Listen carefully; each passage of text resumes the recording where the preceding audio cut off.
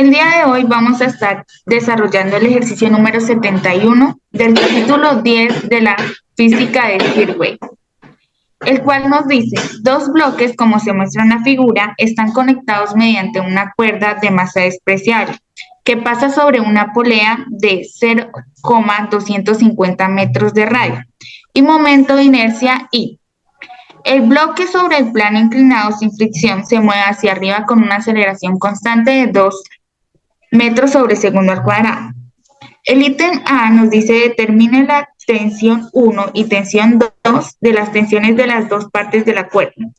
Y el ítem B nos dice encuentre el momento de inercia en la polea. Para empezar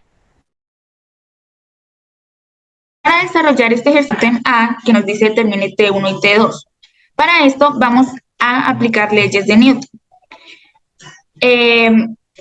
Vamos a iniciar haciendo un diagrama de cuerpo libre para la masa 1. Tenemos que para la masa 1, como está encima de una superficie, vamos a tener normal. Vamos a tener la fuerza que está ejerciendo la tensión 1 y vamos a tener la fuerza del peso que va hacia el centro de la Tierra. Para hallar este ángulo es este mismo que tenemos acá en la figura. Entonces, el peso está haciendo un ángulo de 37 grados. Vamos a empezar haciendo sumatoria de fuerzas.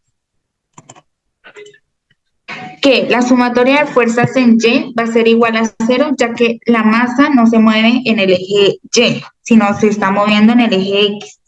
Entonces tenemos sumatoria de fuerzas en X.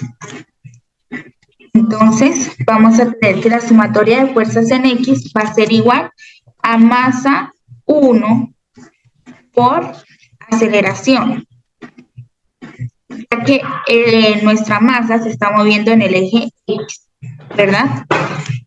Listo. Entonces vamos a iniciar sumando las fuerzas. Entonces, en el eje X tenemos la tensión 1, que está en el lado positivo de X, entonces la vamos a tomar positiva, y una componente del peso en X, que está en el lado negativo de las X, entonces vamos a tomar la negativa.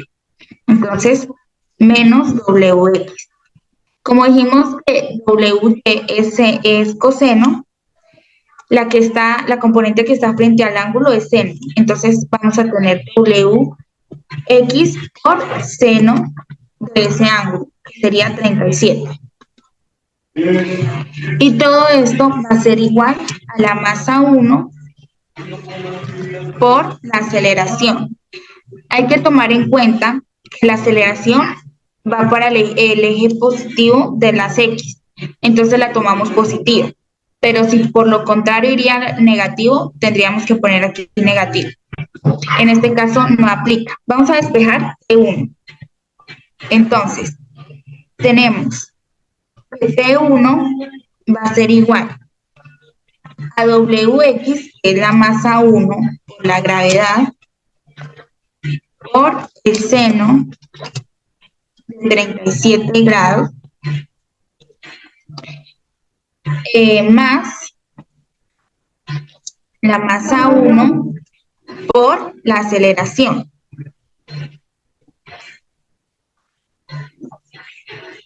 Entonces, sacamos factor común de M1, entonces tenemos que T1 va a ser igual a la masa 1, factor común de la gravedad, más la gravedad por el seno 37, más la aceleración. Entonces nos queda que 1 va a ser igual a la masa 1, que son 15 kilogramos, factor común de 9.8, que es la gravedad, por seno de 37, más la aceleración que nos da el ejercicio, que nos dice que es 2 metros sobre segundo al cuadrado. Entonces la ponemos y tenemos esto en la calculadora y nos da que la tensión 1 va a ser igual a 118,46 newton, porque es una fuerza.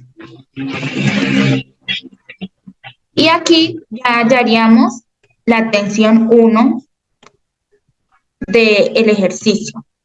Ahora vamos a hacer el diagrama de cuerpo libre de la masa número 2. Si bien en esta tenemos una tensión en el eje Y positivo y el peso apuntando al eje Y negativo.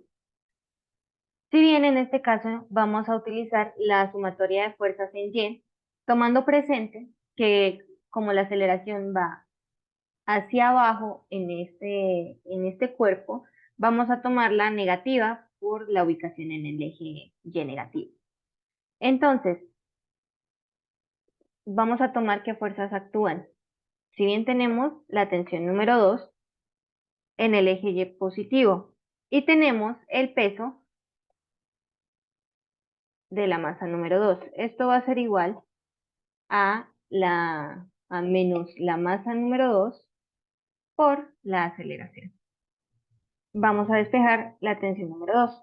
Esto va a ser igual a el peso, que sería la masa número 2 por la gravedad, menos la masa número 2 por la aceleración común de la masa número 2, quedando de esta manera la gravedad menos la aceleración multiplicada por la masa 2.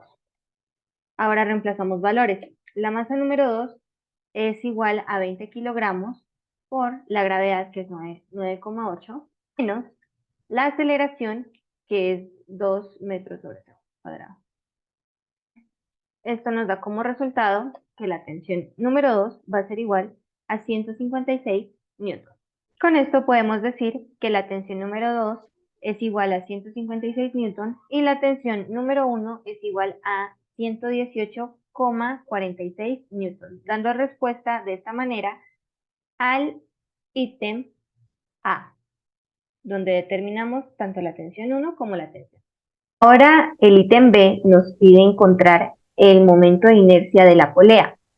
Para esto vamos a utilizar la fórmula de que la sumatoria de torques va a ser igual al momento de inercia por la aceleración angular.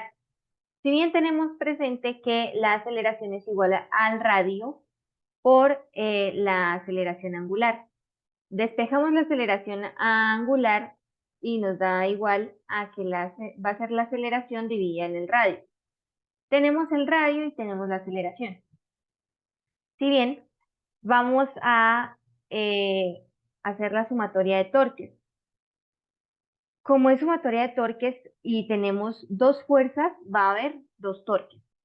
Así que vamos a empezar con la fuerza de la tensión 1. Si bien tenemos presente que esta va en sentido antihorario y cuando es sentido antihorario lo vamos a tomar como negativo.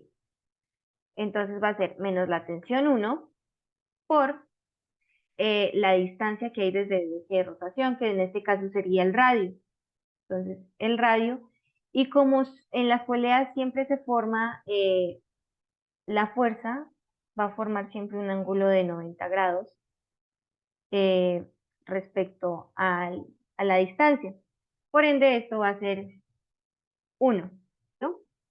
Ahora, la tensión 2 va en sentido horario, por ende va a ser positiva, más la tensión 2 por el radio.